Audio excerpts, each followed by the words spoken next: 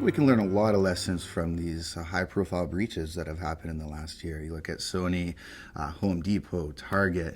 Even going back past a year, well into 5 years, we had big breaches in terms of credit cards. And the PCI industries. So there's many. The attacks, the complexity of the attacks are changing. At the end of the day, the tactics and procedures are much the same. Whether we go back 5 years or 6 years.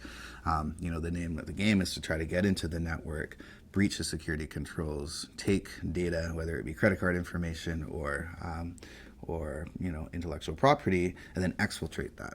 Right, and that's where the insider threat really has been coming into play more, is bypassing those external security controls. So when it comes to lessons learned, it can and will happen. This is why physical crime still exists in the real world today, and we have the police force.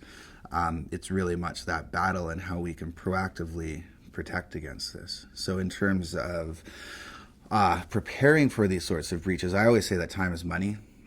So if an incident does occur, how quickly can you detect that incident? How quickly can you respond to it?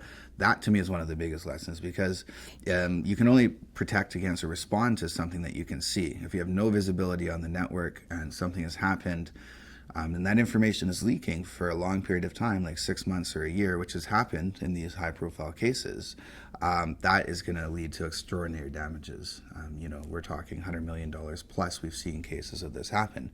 So the lessons learned is, A, a security investment is minimal compared to those staggering amount of damages, and then B, that there's proactive procedures, right? A lot of these things that happen are due to misconfigured security controls, not having a proper network security appliance in place. So, basic investment for things like internal network firewall, having proper technology like sandboxing also on the network to scan and detect these threats, having an incident response plan in play. Do you have security experts that can look at these attacks and understand them or detect them in the first place?